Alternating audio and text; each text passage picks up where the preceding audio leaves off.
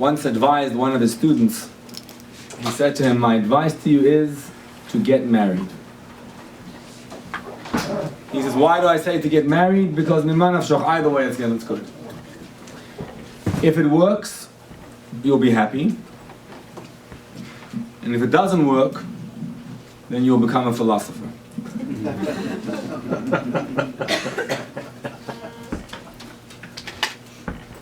Somehow, in today's day and age, to be married and stay married and happily married is a chiddush, a welcome chiddush, but it's a chiddush.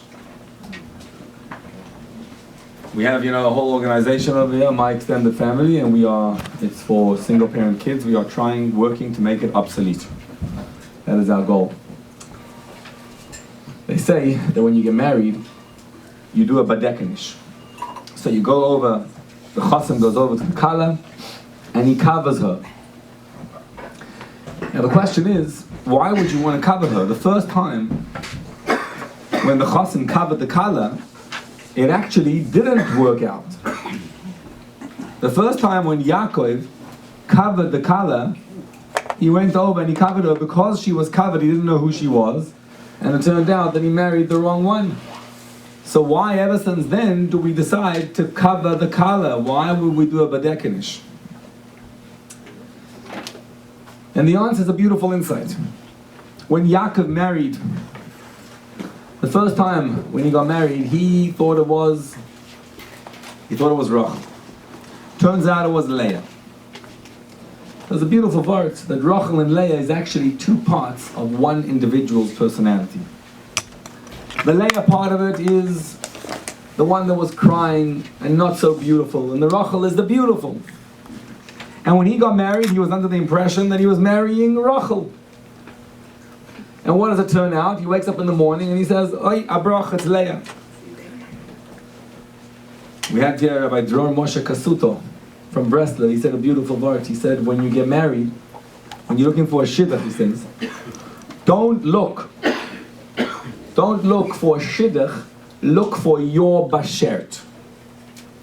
Look for your wife. In other words, don't look around, what should I find, who's good? The question is not who's good, the question is which one is meant for me. Which one is my spouse? When Yaakov got married, he initially thought it was Rachel. And as it turned out, she turns out to be a Leah, which happens to all of us. You get married, and you get married for one particular reason, and you think that's why you got married, and everything's wonderful and good. And what turns out? Nishta zay pasha, that it was actually not exactly what I thought it was. Like the Balatanya says, Shiduchim nigmorim al pi sheker. You can only consummate a shidduch if there was some kind of lie, something you didn't know, because if you knew everything, you would never have married him or her. And that's why it's pretty good you didn't know, because there's no perfection. So now that we established that, the question is, how does an imperfect person live with another imperfect person? And in today's day and age, when we look immediately, the first question is, it didn't work out, so I'm not happy, so I got to figure out, that's it, how do I get out of this? The question needs to be how to establish a marriage, how to make it work, how to make it successful. What do you do when you want to have a meal? And we were trying to come up with a topic for this event. So we're trying to think which foods make absolutely no sense with each other. Try take cholent and put spaghetti on it. And what are you going to discover? It doesn't work. Put the ice cream, and on top of the ice cream, eat the ice cream with a piece of steak.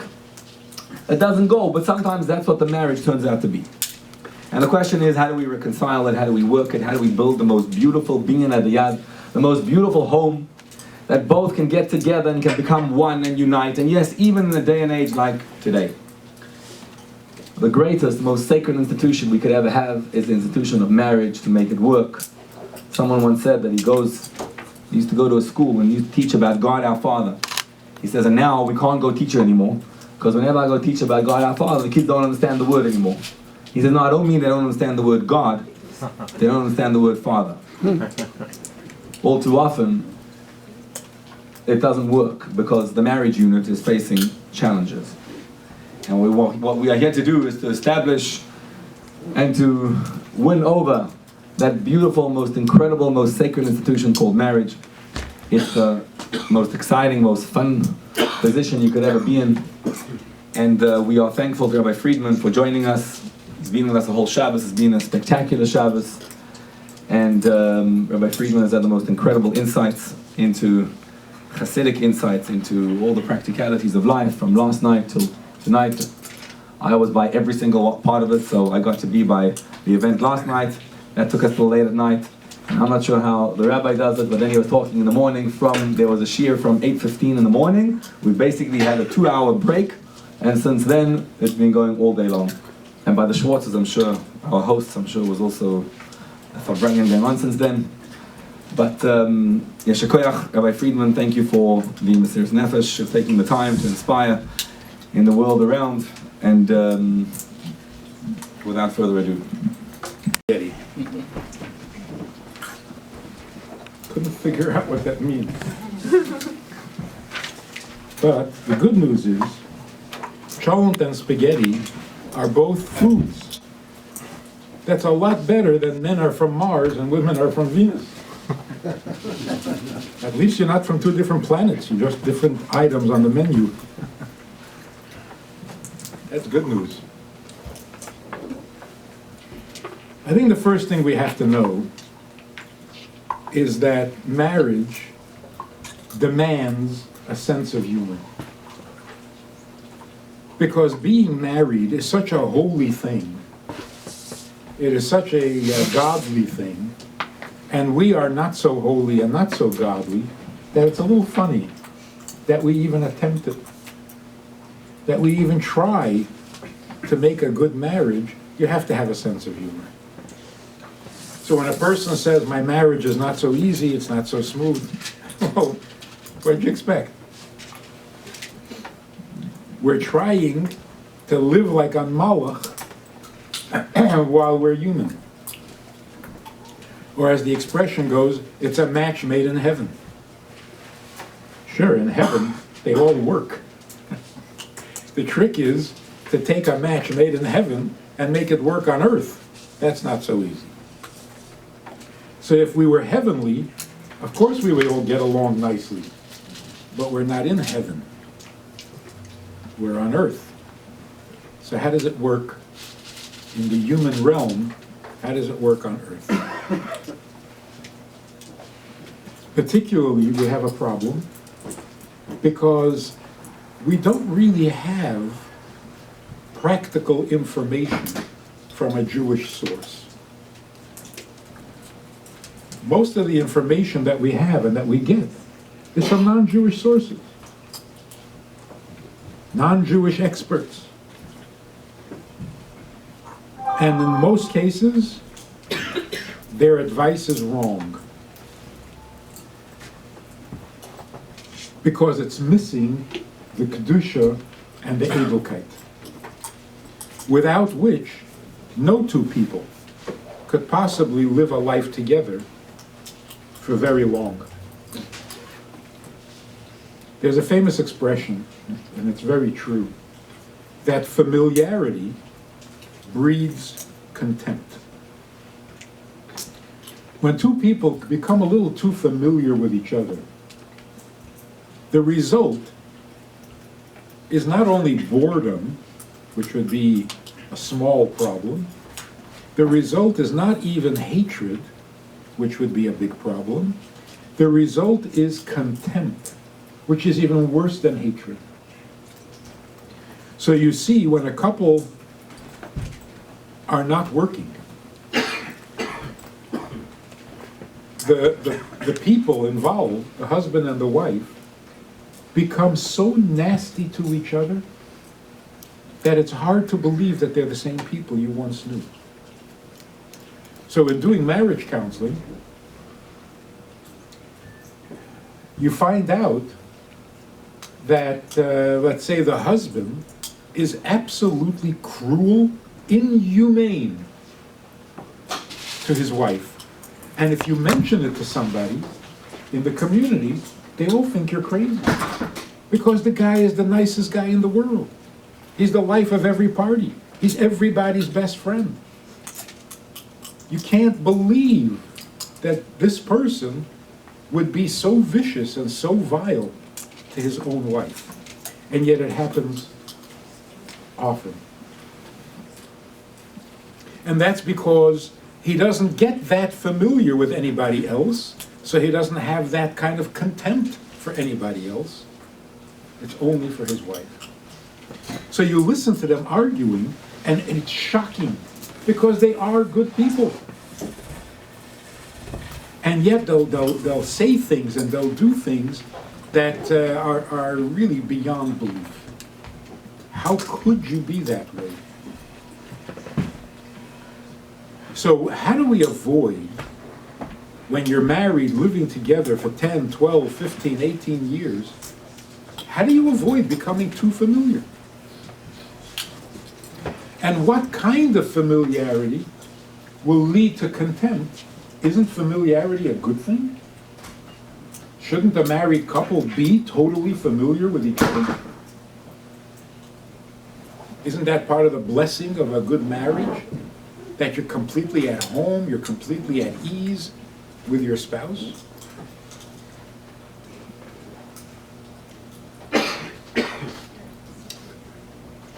One of the things that destroys marriages in America is the obsession with love. America worships love. It is the idol of our generation. It's a getchke. In the name of love and for the sake of love, we'll do anything. We'll steal, we'll kill, we'll lie, we'll kill ourselves, all in the name of love. It's an obsession, it's a religion. We're talking about child raising and chinuch. The experts for the longest time. Whatever your problem is with your child, the solution is love him more. Give him more love. Because he has to have a better self-image, a higher self-image. So you say, but I love him already. Love him more. Okay, now I love him more. He's still not behaving. Love him more. That's the answer to everything. The problem is always low self-image. The solution is high self-image. So you give your child a high self-image, a really high self-image. Now he's too arrogant to be your child. Remember, in New York City, years and years ago, the sanitation workers went on strike. They wanted more pay. They wanted a raise. They went on strike. And I remember, if you remember, the garbage was piling up and they didn't know what to do with it, where to put it. They put it out on barges in the river. Anyway, they won and they got their raise. A half year later, they're on strike again. Here's the joke. And they said, well, what now? Well, they got a raise and they're now making $30,000. So they're on strike because a guy who makes $30,000 shouldn't have to pick up garbage. Now they're too proud to be garbage workers. So you give your child a very high image, a high self-image, and now they're so important you can't tell them anything. You succeeded in giving them a high self-image. Now they're more important than you. So we got a whole new problem on our hands. So the experts are admitting that they made a terrible mistake. This emphasis on high self-image, good self-image, you're creating narcissistic people. Now, narcissistic is actually a medical term. It's a condition. The word comes from a Greek myth about a guy named Narcissus. What was his problem? He once saw his reflection in the water. There were no mirrors back then. So he saw his reflection in the water, and he thought he was so good looking that he couldn't tear himself away. He couldn't stop looking at himself in the water. So he sat there and sat there and sat there staring at himself until he died from hunger. Now, if a person is selfish and arrogant, when he got hungry, he would go eat. Narcissism is much more than selfish,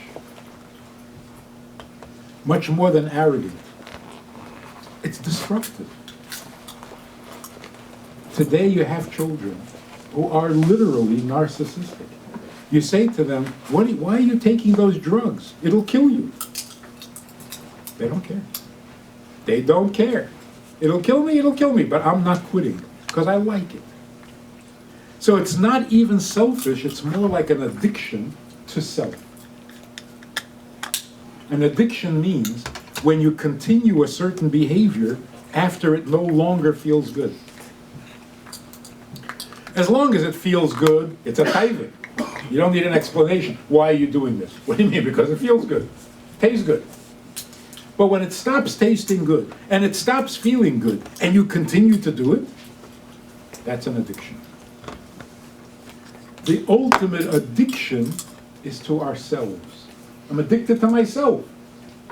I can't stop thinking about myself.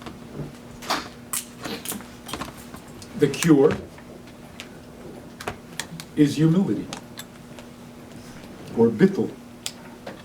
Chassidus says, humility doesn't mean you think less of yourself. A person who walks around saying, I'm so stupid, I'm such a shlomazel, I'm not good at anything, that's an arrogant person. Remember when we were little boys, and we had our first fabrengen with a mashpia. We were 15. We sang a nigun, we said l'chaim, we started the fabrengen, and one of the boys said to the mashpia, he said, Rebbe, I'm a real lowlife. So the mashpia said, oh, you can't say that, that's my job. I'll tell you you're a lowlife, you don't tell me. Because why would a person say I'm a lowlife? To protect himself. I said it already, you don't have to tell me. So it's a defensive thing. And it comes from being arrogant. I don't want anybody to tell me that I'm a loser, so I say it first. So the person who walks around saying, I'm no good, I'm stupid, I'm ugly, it's arrogant, not humble. So humility doesn't mean I think less of myself. Humility means I think of myself less. Not good, not bad, it's just not about me. There's a story the Friedman Rebbe tells about a chassid who had once been a misnagid, a musernik, or whatever it was. When he became a chassid, he remembered with embarrassment what he used to think. And he would never think that way again. What did he used to think?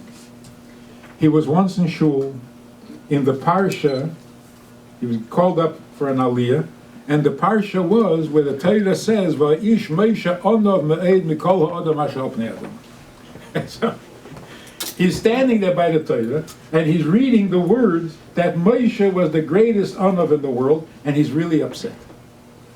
How did Eibishter forget about him? He's a bigger onov than Moshe Rabbeinu. That's what he was thinking.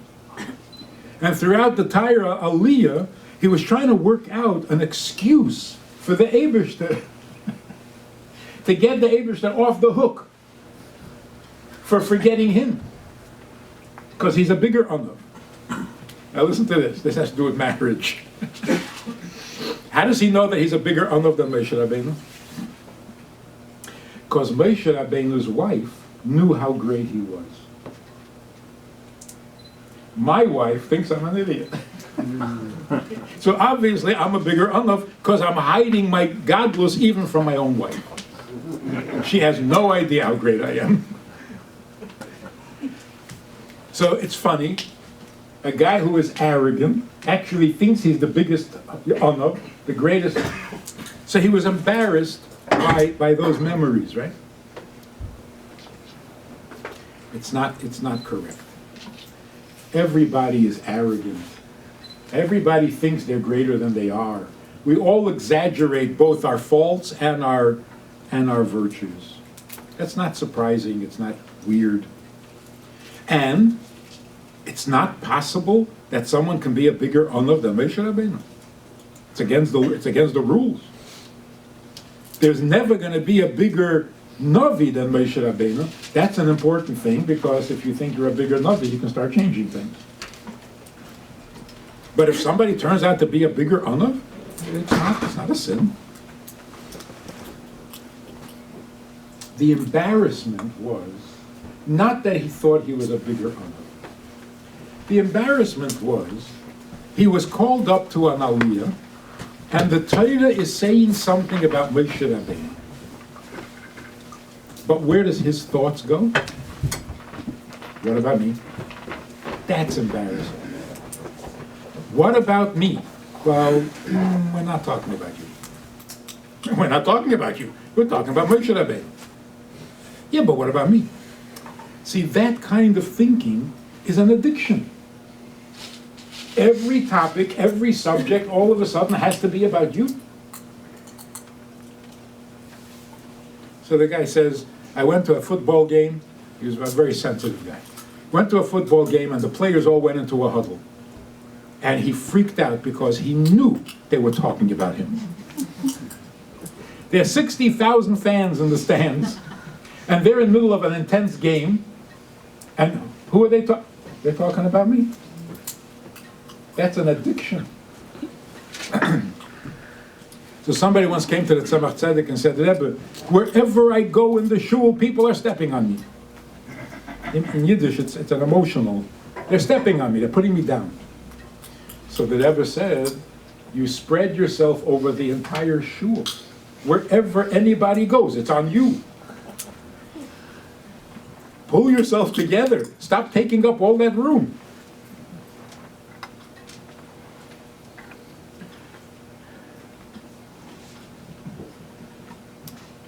It's not thinking less of yourself, it's thinking of yourself less. Not every conversation has to be about you. Somebody was telling somebody about a terrible accident that happened, and he kept saying, oh, it could have been worse. I said, no, it was terrible. It could have been worse. So how could it have been worse? So it could have happened to me. So no matter what you're telling him, a horrible event, 2 people were killed, his immediate thought was, it wasn't me. Could have happened to me. Oh, that would be terrible. So if your mind always goes back to yourself, even if you're not thinking highly of yourself, but you're always the subject, that's a terrible addiction.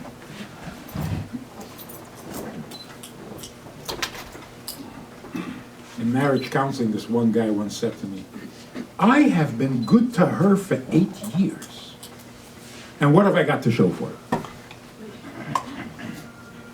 What have you got to show for it? What are you supposed to have to show for it? A medal? What are you supposed to have to show if you've been good to your wife for 8 years? A happy wife? No, what do I have? Being good to your wife is not about you. So here's the first rule. Mentioned it by the women also. Don't be a good husband, please. Stop it. Every man who decides he's going to be a good husband is going to have a very unhappy wife. Because if you decide to be a good husband, it's usually at her expense. Don't be a good wife. It never works. What should you be? Be considerate of the other. That's it. Don't be a good husband. Just help her. One example of marriage counseling. The woman says, I can't take it. He never listens to me. I turn to him. He says, she's crazy. I don't listen. I'm the best husband a woman can possibly have. He says, you remember you asked for a new slipcover on the couch? Did I not buy a new living room set? You asked me to bring a flower for the table. Did I not bring a dozen flowers? You said you wanted to go away for the weekend. I went and booked 2 weeks on a cruise. What do you mean I don't listen? She turns to me and she says, you see, he never listens. I wanted 1 flower, not a dozen. But he decided, well, if 1 is good, a dozen is 12 times as good. So he decided that a dozen is even better than 1. That makes him a perfect husband. No, it doesn't. He never listens. He takes her idea and improves on it. We do the same thing with Yiddishkeit sometimes. The Eibishter says, don't work on Shabbos. And we say, right, it's time to spend with your family. And the Eibishter says, no, listen, don't work on Shabbos. Yeah, it's family time. I didn't say anything about family. Just don't work on Shabbos, even if you don't have a family. We have to embellish. Once we embellish it, now it sounds good. But are we doing what he wants? Or we have to adjust it to our taste? If you tell me it's family time, then I appreciate it. Stam not to work, what's the chachma?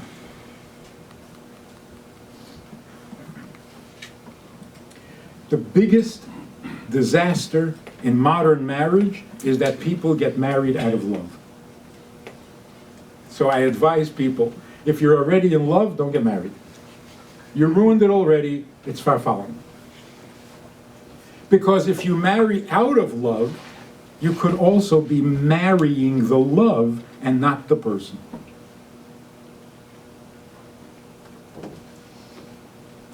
In Torah, if you worship the Eibishter's kindness, it's Avodah Zarah. Elov v'loy l'mideisav. When you daven, you have to daven to him, not to his virtues. Just to him.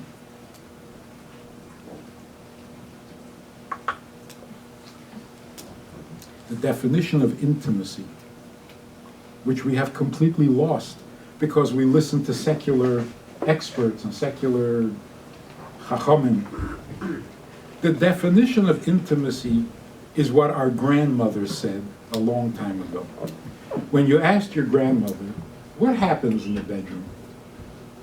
When the husband and wife go into the bedroom, they close the door, what happens? And your grandmother said, nothing. You said, come on, Grandma, tell me I'm already 42. I'm 42 years old. I can handle it. Tell me what goes on. She says, nothing. That's the truth.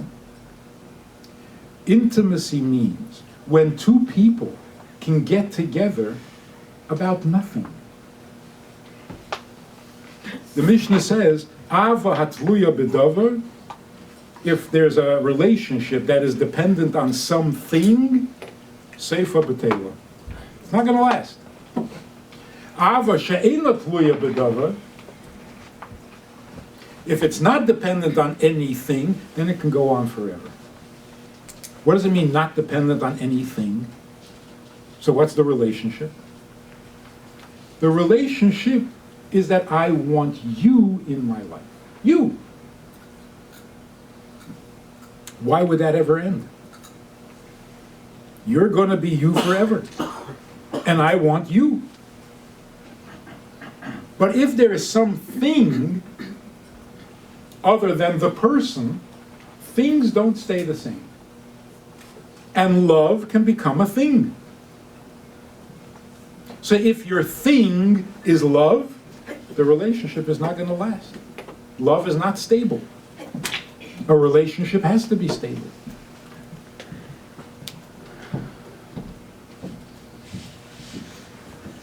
It's the person, not a thing about the person. So a while ago, not long ago, women, wives, would say to their husbands, you know, I'm happy, it's good, we're getting along, it's nice, it's really good. It's just, I don't know if I really have you. I don't know if you're really there for me. And every husband said, so what do you want? And the wife said, nothing. So what are you kvetching about? Nothing.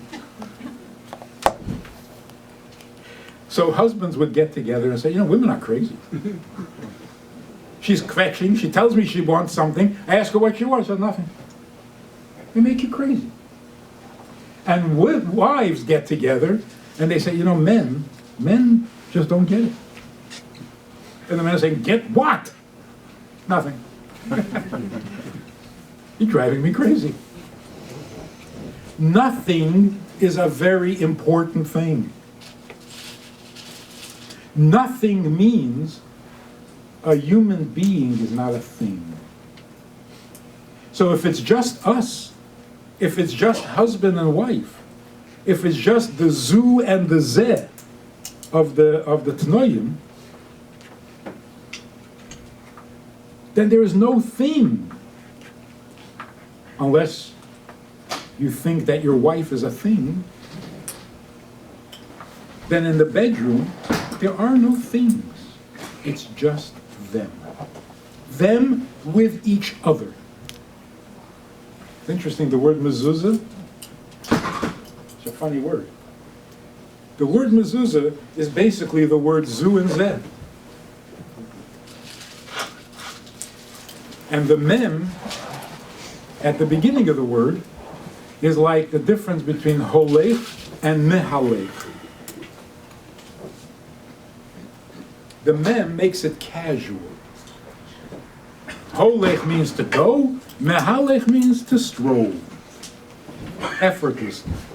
So the mem, it means the zu and the zeh getting along effortlessly, joined effortlessly. The wisdom of a marriage is the ability to get everything out of the way and connect to each other. Just us. Of course, in a materialistic society, we find it very hard to do.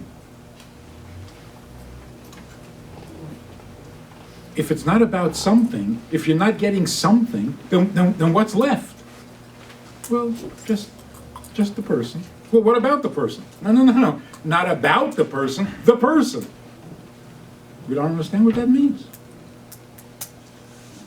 So to use a painful example, there was a guy who played Superman in the movies, and in real life, he fell off a horse, and he was paralyzed from his neck down. His wife took care of him for many years. And then he died.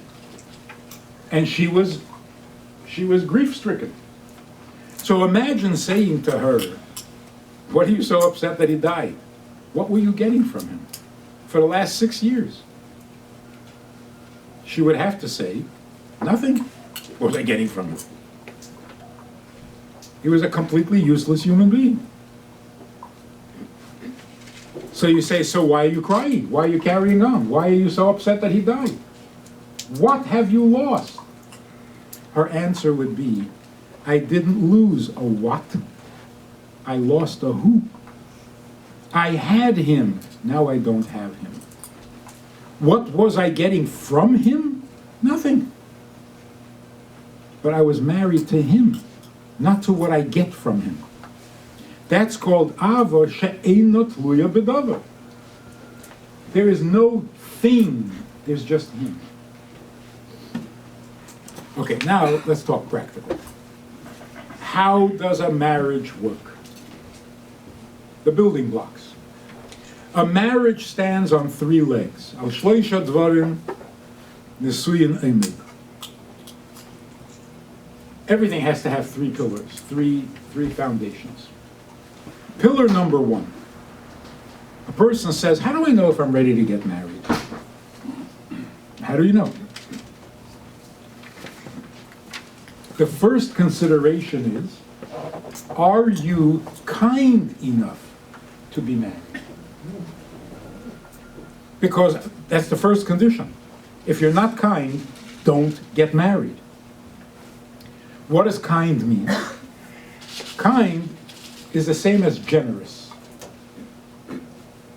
How generous are you? Because if you're not generous, you cannot include another person in your life. In what do you need to be generous?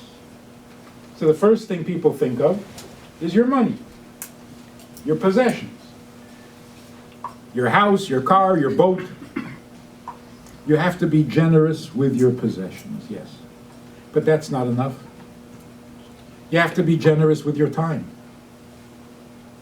There are people who are very generous with their money. You need money here, take, just leave me alone, I'm busy.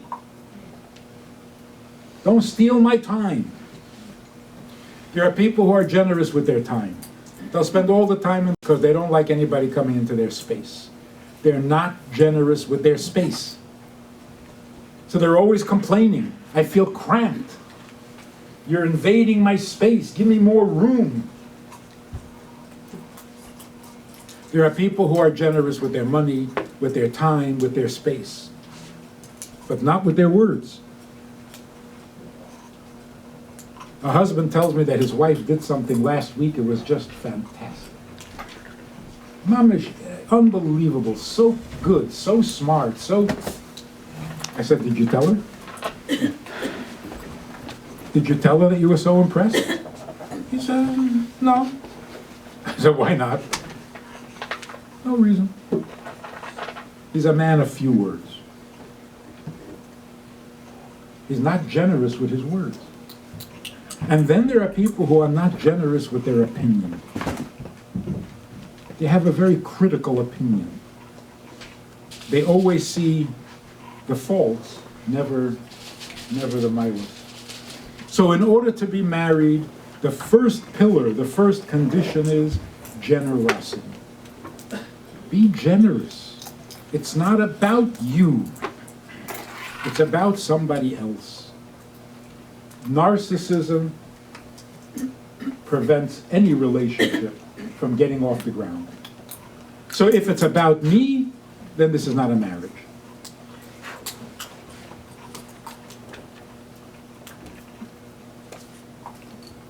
The second pillar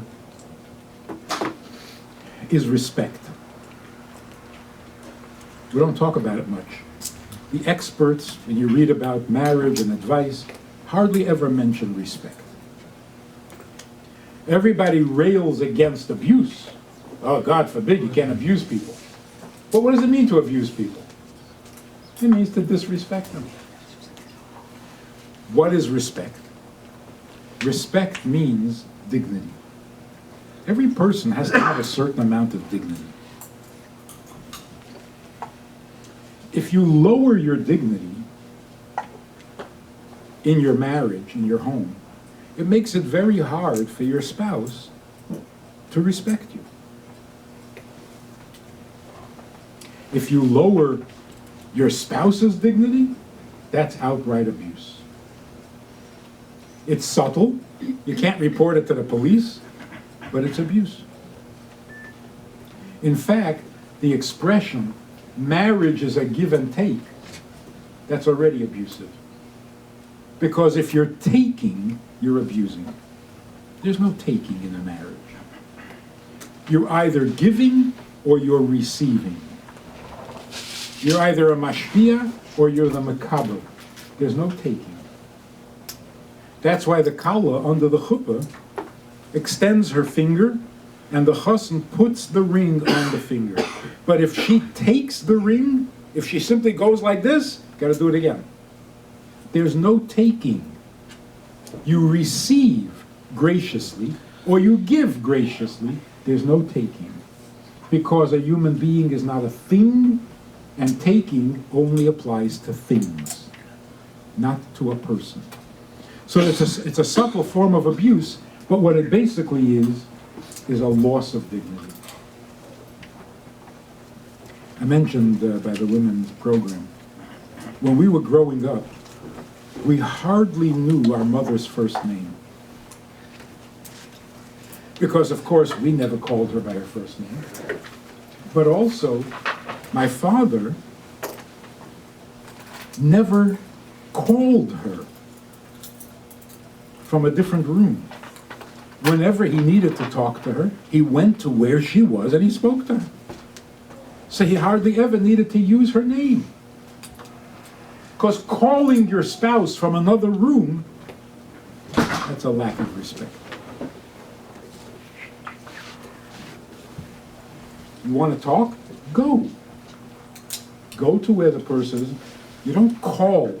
And yet you hear in marriages, you hear in family, whatever the name is, come over here. What is that? That's how you talk to a dog. So the dignity is so important that Rabbeinu Gershon had to make a cheder that husbands and wives shouldn't read each other's mail. You have to leave a little room for a person's dignity.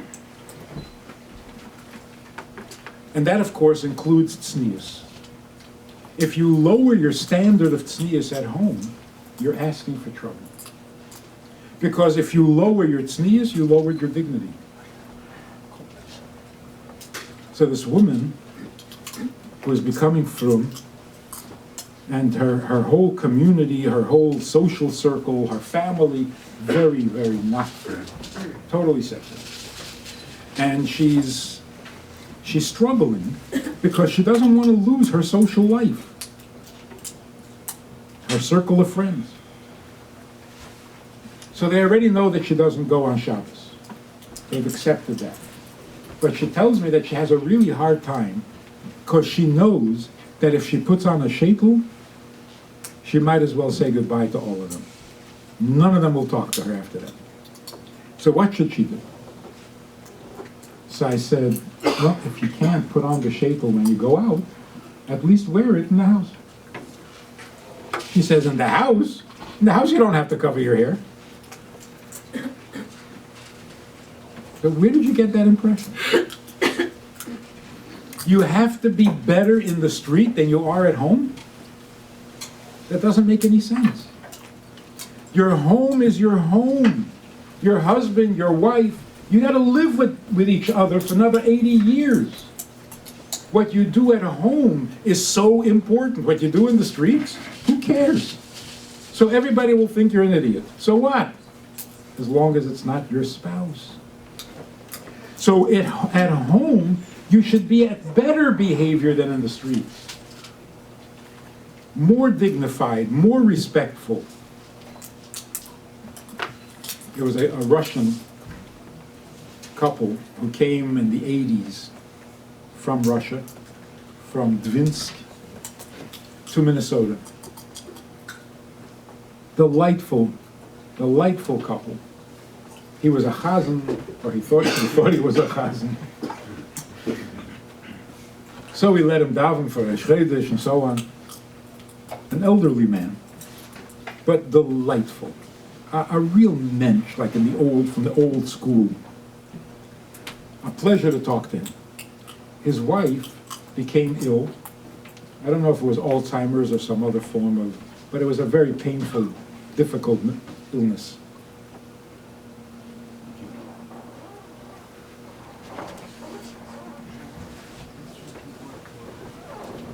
She passed away,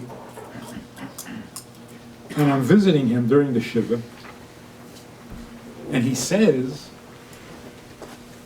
can I say I was a good husband? In Yiddish, he said, Ich soll sagen, als ich bin gewesen a guter Mann. I can't say. But I can tell you this. I never compromised her dignity. That is even more impressive than being a good husband. During those difficult years, 3 or 4 years, he never compromised her dignity, which means he never lost respect for her. That's an amazing thing.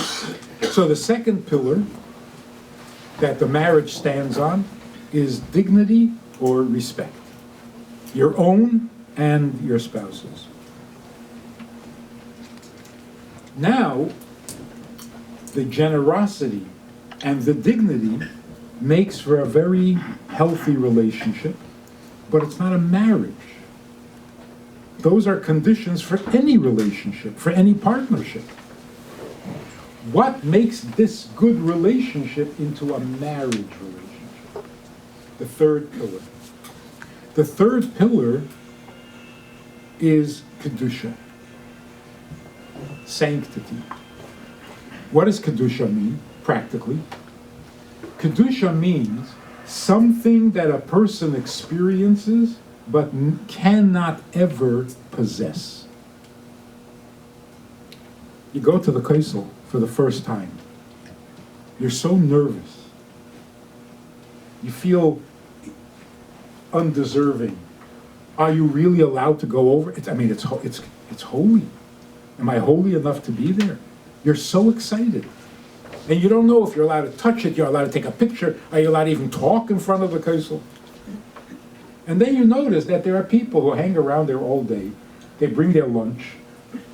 They're leaning against the Kaisel, eating a bagel. Wait, that doesn't feel right. What is that? Kedusha means something that we may experience, but you can't own it. You can't own the Kaisel. Life is sacred. What does that mean? You don't own it, ever. Marriage is also Kiddushin. You can experience marriage, you never own it. In other words, the Eibishter gives it to you on loan, he never gives it away. And that's why every marriage is made in heaven. The Eibishter is going to let you decide who you want to marry? Never. Too important. I tell you, I was speaking in Denver years ago. And at that time, we had 11 children. So whoever introduced me there, part of the introduction was the father of 11 children. Anyway, I spoke brilliantly and I said something very profound and very interesting. And as soon as I finished, this woman raises her hand and says, 11 children? She didn't hear a word after that. I said, yes. And with a straight face, she said, do you know that some people don't have any?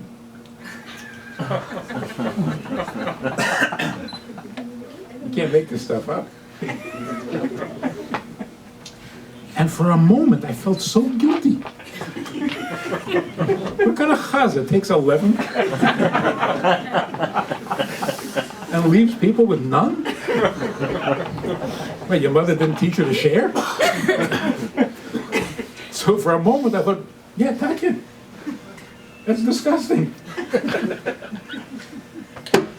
But then I realized, wait a minute, you can't have somebody else's children? Can you? Can you have somebody else's children? I hope not. But if you could marry the wrong person and you're having children, you're having the wrong children. This is not your wife. This is not supposed to be your child. So the Eibishter says, you will not mess this up. I'm going to decide who you marry because there can't be mistakes. Marriage and the intimacy of marriage is holy. For no amount of money, you cannot buy it. You cannot own it. You never have the privilege or the rights to intimacy. Never. Even after 30 years of marriage, you have no privileges. It's strictly a gift. That's called holy. Because what you're allowed to own is not holy, obviously. If you can buy it, if you can pay for it, then it's not Kedusha. Kedusha means we're allowed to experience this, but you can never own it because it's always bigger than both of you. So what is the Kedusha of marriage? The Kedusha of marriage means to be constantly aware that this is bigger than both of you. It's not, we got together, we liked each other, so we decided to get married. No, it doesn't work that way. If that was all it was, and it's not working out, you simply say, well, I guess we weren't thinking clearly, we made a mistake, sei mir gesund, goodbye. It's not that simple.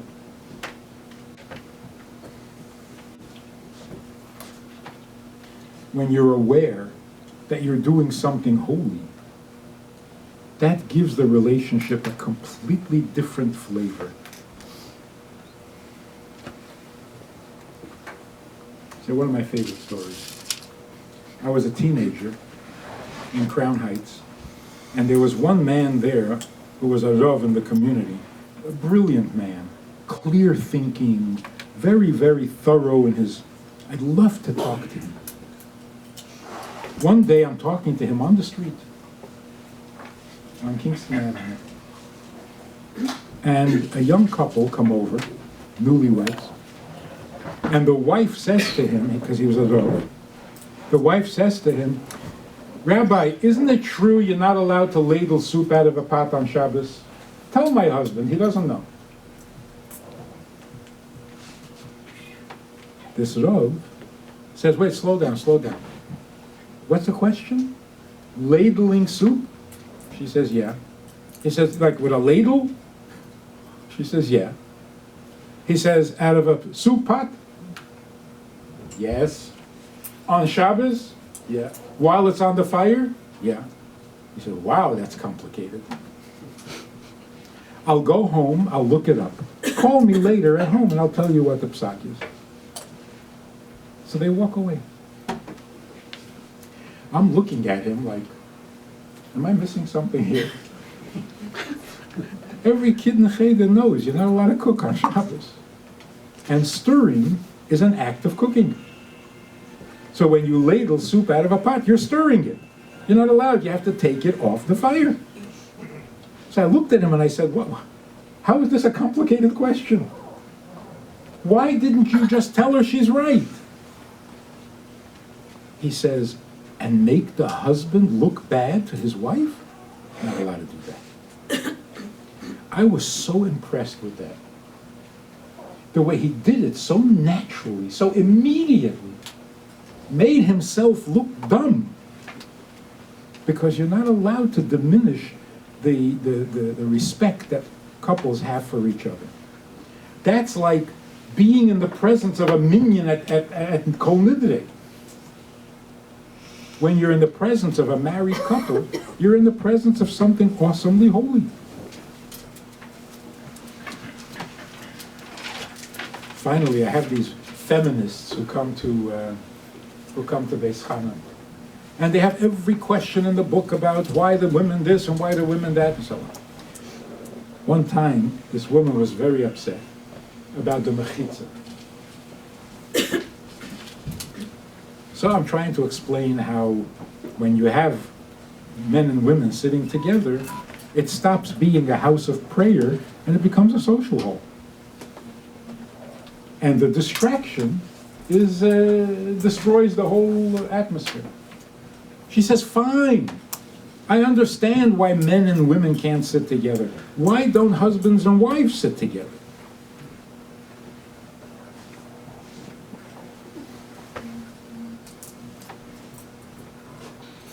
Most people would say, why can't husbands and wives sit together in shul? Like little family cubicles? Because you can be distracted by your wife too. And when you're davening, you should not be distracted by anything. But the truth is the opposite. What is the Eibush that's so jealous, wants all your attention? It's the opposite. The Eibush that says, if you're davening, sitting next to your wife, that's insulting. If your wife is right there sitting next to you, don't talk to me, talk to her. You want to daven, not when your wife is present. Because when she's present, you should be talking to her, not ignoring her. That sounds a little bit more like the Eibushter. Because to the Eibushter, marriage is a holy thing. The Eibishter has derech eretz for a marriage. So if we have these three pillars, you have the generosity that is absolutely indispensable. You have the respect, the dignity. You protect each other's dignity, not tear each other's dignity down. A little example. A husband and wife are sitting in a restaurant, and he's a bit of a schlemazel, a klotz. So he's sitting in the restaurant, he reaches for something on the table, he knocks over the coffee and the milk and he spills it all over himself. The wife is embarrassed.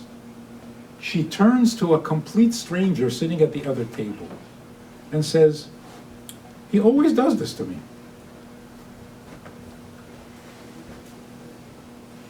That is such a disloyalty. All of a sudden, you're best friends with this total stranger, and you're both making an observation about your husband, like he's the stranger? Or you come to the cash register, and your wife starts fumbling with the purse. She can't find her wallet. She can't find her checkbook. And the husband says to the cash register, the 17-year-old schmendrick over there, he said, "Can you believe her?" Like all of a sudden, we're best friends. Let's talk about her. Can you believe her? Can't find her own wallet. That's such a lack of respect and dignity. So if you have the generosity, and you have the dignity, and you're conscious of the fact that you're engaged in something bigger than both of you, that the Eibishter never gives away, that you cannot possess like a thing, that makes a marriage strong and healthy and real. Where does love come in? If you have a relationship with generosity, dignity, and kedusha, who's not going to love it? What's not to love? How could you not love that? What is? Her answer is so wise, so mature, and his question is so childish. So when he says, "Do you love me?" she says, "Do I what? What, did you just become a teenager?" He said, "Do you love me?" Her answer is, "You want to know whether you're getting my love?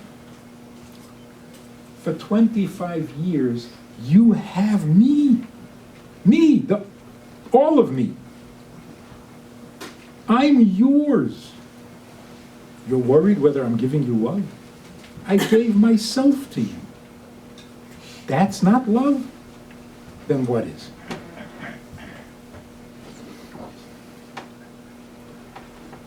This is how a marriage works.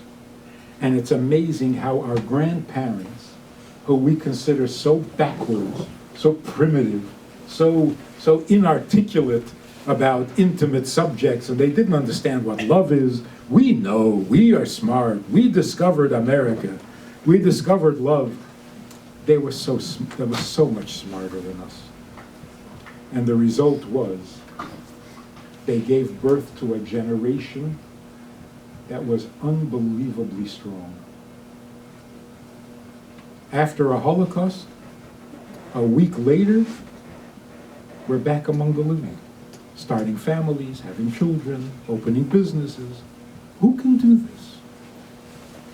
Who can be that strong, that connected to life, that as soon as the bleeding stops, we're back to living? You gotta have a family, you gotta raise some children. Who could do that? It's such an amazing strength, and we take it for granted. Sure, yeah. Came to America, we got married, started a family. Elie Wiesel, some call him the guru of Holocaust. Elie Wiesel, the first time he came to the Rebbe, said to the Rebbe, "How could you bring a child into a world like this?" He had no intentions of getting married.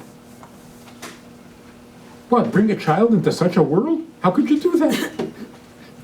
The Rebbe urged him, reminded him, wrote him letters until he got married.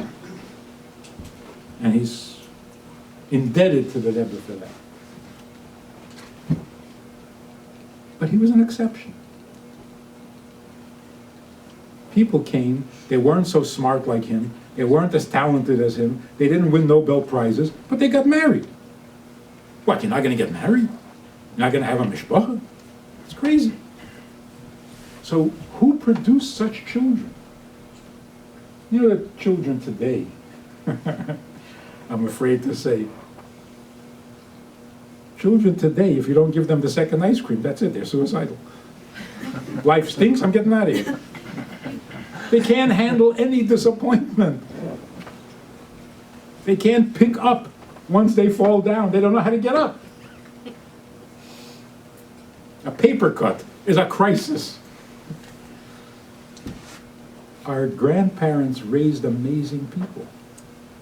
And we inherit some of that strength even today.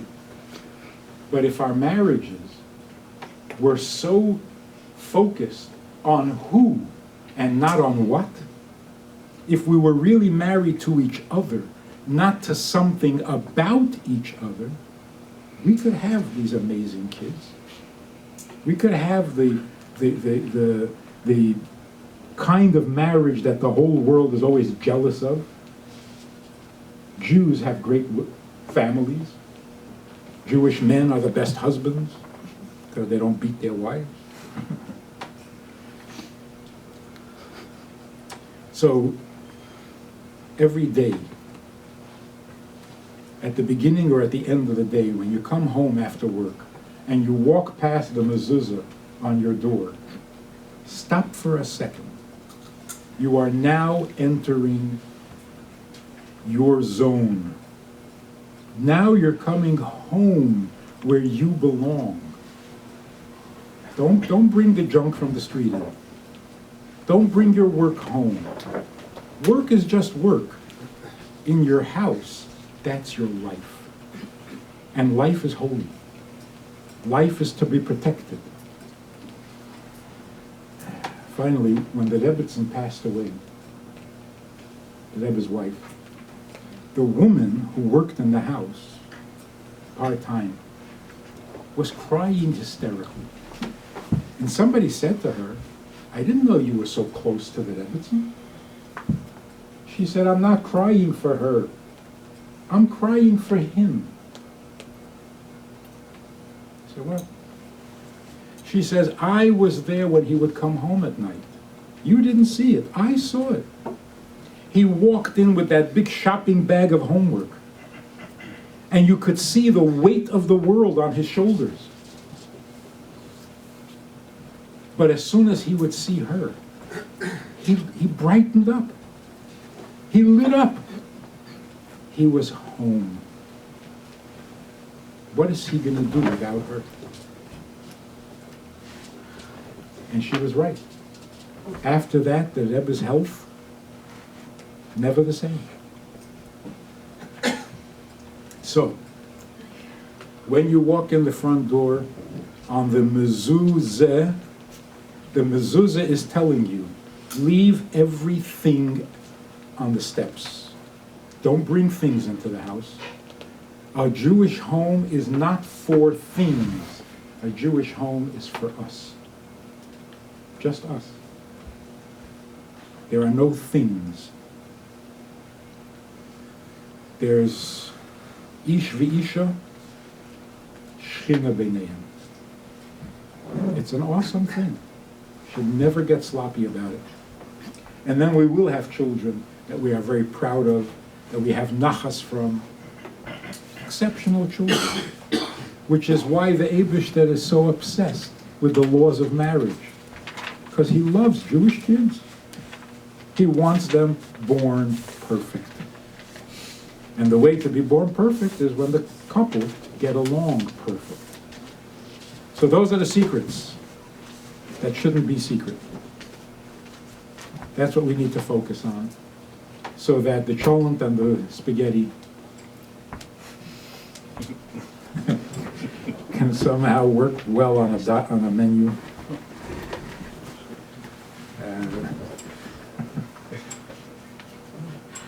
Let's open up a chain of restaurants. Call it his and hers. And all we serve is cholent covered by spaghetti. A gute Woche. It has been a pleasure to be here. You have an incredible little community here that you should nurture and enjoy and build, because to be together, just to be able to get along, has become such a rare talent. You get 10 people in a room and they get along, this is amazing. This is precious. So build your community, build your kehillah, make sure that there is room for everybody, that there's generosity, that there's respect, and of course kedusha, the base message. Any questions? If anybody wants to email questions, because they're private, send it to me. You want to email me questions? Rabbi@myisrael.net, MAYANYISRAEL.net. I won't tell anyone. And also, while you're asking questions, there's Rabbi Friedman produced a documentary, a professionally produced documentary, meaning going produced it, I think. And it's called The Last Key. It's available for sale at the back, and also the book, right? Doesn't even blush anymore, is available over there by Rabbi Friedman Jr. Okay, any questions? Oh, got a question. What happens if a person did not grow up in this free formula? Okay, how does he transcend? If you grew up without it, then you know better than anybody how important it is. So instead of being a victim, become the hero. You see how without it doesn't work. So more than anybody else, you should make sure that you have it in your home. So sometimes from our parents we learn what to do, and sometimes we learn what not to do. But both are important lessons. Yeah. Are periods of separation a space thing? Absence makes the heart go fonder, the Gemara says, is that idea? And does it have to be that way?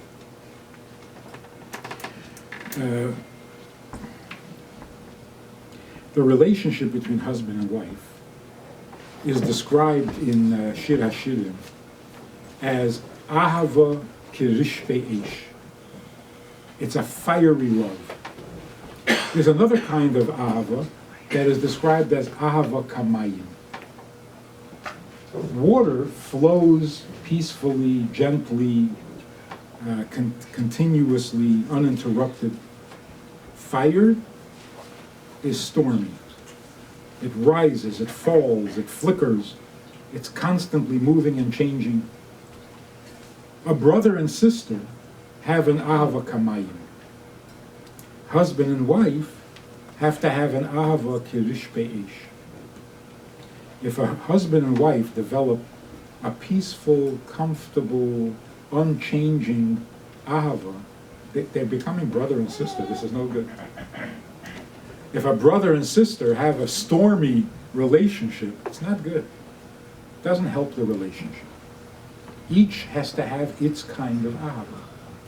Why is the ahava between husband and wife stormy? Because this one is cholent and this one is spaghetti. One is from Mars and one is from Venus. And that difference will never go away. So when an ahava has to overcome a distance or a difference, then it becomes a more intense pursuit. You're not related by nature, so you have to overcome your distance and difference. Overcoming causes an intensity that turns it into a fiery love. The same with the Eibishter. Sometimes we refer to him as our father, and then the ahava is a natural. A Jew is a Jew, and we have a father in heaven. What's the problem? But then again, Har Sinai was our chuppah, was our marriage. So we are in a husband-wife relationship with the Eibishter, and that produces an intense ahava that refuses to allow the distance to separate. And of course, there's a great distance between a creation and its creator. So the mikveh, in addition to creating a separation so that you don't take each other for granted and become too familiar, the mikveh is also in sync with the emotions that are appropriate for a marriage. A fiery love means up and down, not constantly the same. The mikveh reflects that. Together, separate. Together, separate. But if you're always together, then it's like brother and sister. It's not appropriate to the marriage. So the physical rhythm has to match the emotional rhythm, and the emotional rhythm has to match the neshama rhythm. Ish v'isha, they're two fires, right? Ish is a fire, and Isha is a fire. Only the Ish has a Yud with his fire, and the Isha has a Hey with her fire. You take away the Yud and the Hey, you got two fires, and it's going to be a big trouble. When you add God, the Yud and the Hey, when you add the Shechina, then the fires become productive rather than destructive fires. And it simply intensifies the Ava. So the neshama has that nature, the emotions have that nature, so the body has to follow the same pattern. In, together, separate, together, separate. But that is the effect of the separation. So what do you recommend to practically work on those three attributes? Like normally, the selfish part of you says, what's in it for me? So what do you recommend to work on that? One of the best practices is notice all your wife's faults. Okay, done. You see how easy this is?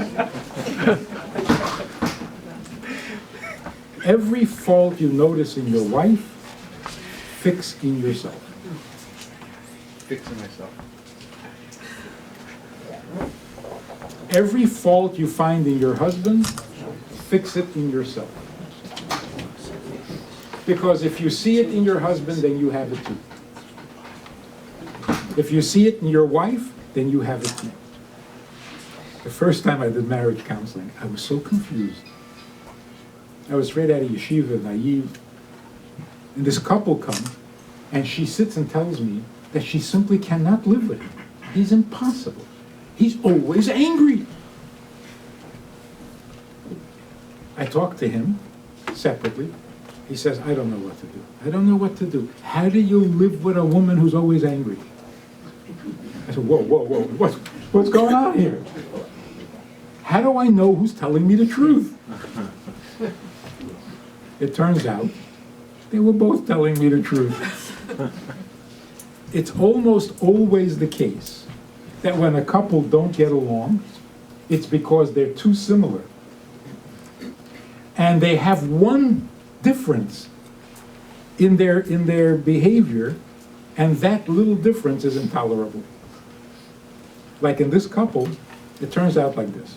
Once we really got to talking, he says, I can't live with her. I can't live with her. She comes home angry because she suddenly remembered what I said 4 years ago. She's out of her mind. I ask her, why is she angry? She comes up with these reasons for being angry. It's insane. Okay, look, I'm angry also, but I'm just angry. It's my style. I'm loud and I'm pushy and I'm angry. But I don't come up with these ridiculous reasons for being angry. Talk to her. She says, I can't live with him. I understand a person gets angry over something. He's angry for nothing. He wakes up angry. Okay, I get angry. But I get angry, I have a good reason. Angry for nothing? Can't live with that. So really, they're both two angry people, but they cannot tolerate the difference in their anger. It's like, come on, you can't be angry like that. Be angry like me. Not your way, my way. So I talked to this, I mean, it's like, it's so predictable. Talking to a wife, and she says, I don't know what to do for my husband. He is so insecure. Everything insecure. Everything, his parents neglected him. He's so insecure. I know what I'm going to hear from him. I have to walk on eggshells with her. Every little thing bothers her. Everything reminds her that her mother hated her. She's so insecure. No, if you're both insecure, why don't you support each other, understand each other? No, he doesn't know how to be insecure. His insecurity is ridiculous. My insecurity, that's insecure. So, if you see a fault in your wife, fix it in yourself. It is so reliable. Is that in all relationships or just marriage? In other relationships, if you don't want to fix it, don't fix it. But whenever you see a fault in someone that bothers you, does that mean that you have it in yourself? Probably. But so what? Avoid the guy. What's the difference? If you can, you gotta fix it. If you can't, that means a marriage. The lady's question. Hi, I've been enjoying your men and women both get technology before each other when they walk in the door, never mind below us. Technology, meaning phones, computers. Can you advise how to separate that out into, that area where just a minute, on the computer, just a minute, on the phone, just dignity-wise? Yeah. What's the question? Repeat the question. How do you prevent technology from getting between you? The cell phones and the computers. So the first thing is, not in the bedroom. No computer in the bedroom, ever. At least one room in the house should be a safe zone. No phone. All right. People have televisions in their bedrooms, they have computers, they have a desk. It's an office. That's bad. That's really bad. Even according to Feng Shui. You're not supposed to have things in the bedroom. It disturbs your sleep, never mind your marriage. So a bedroom should be free of things. At least the bedroom. It's interesting that the Beis HaMikdash that Shlomo HaMelech built, if there was something broken in the walls of the Kodesh HaKadoshim, how did they fix it? Nobody's allowed to go in there.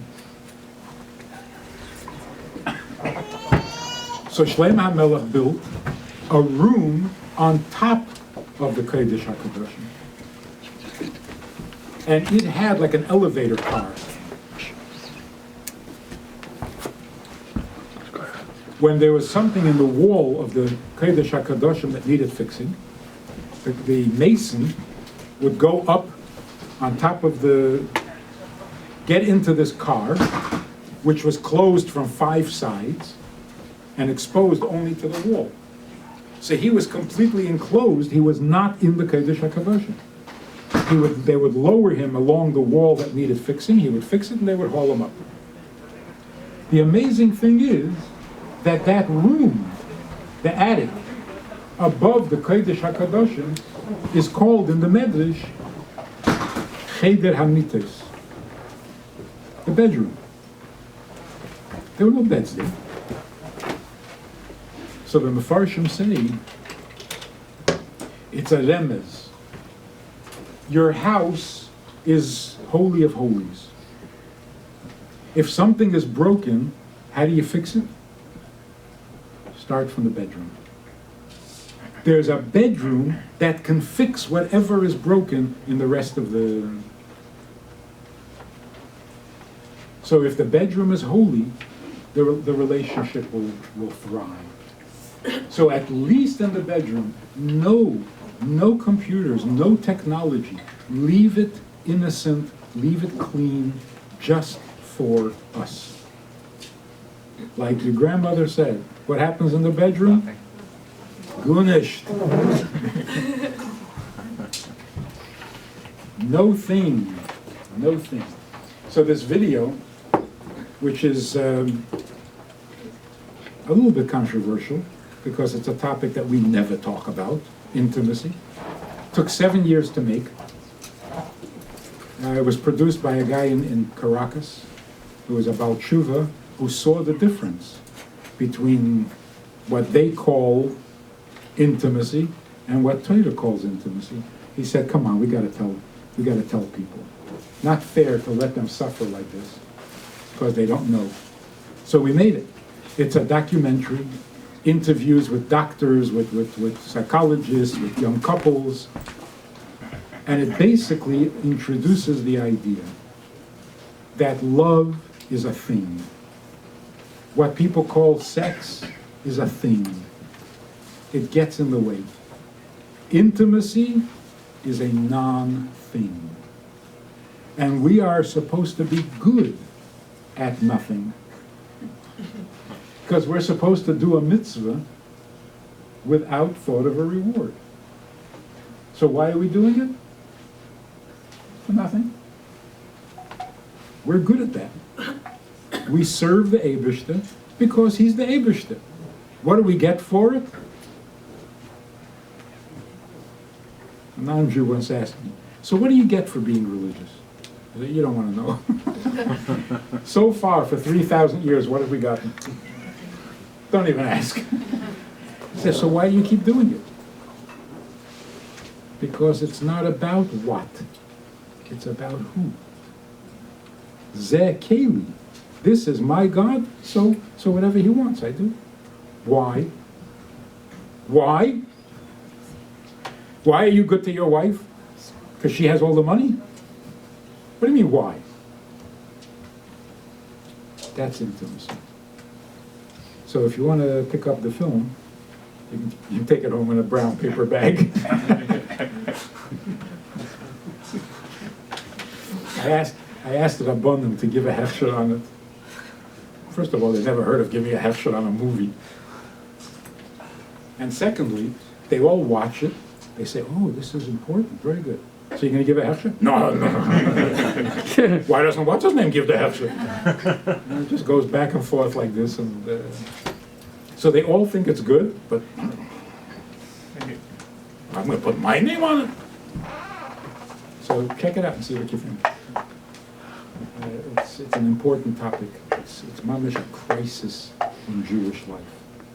Because if the bedroom on top of the Kodesh HaKadoshim is not healthy, nothing is going to work. Agotevach. Thank you very, very much, Rabbi Friedman. If you want to see the video clip of tonight, or for further emails, you're on the email list. Give me the email and we'll put you on. Good luck. Thank you.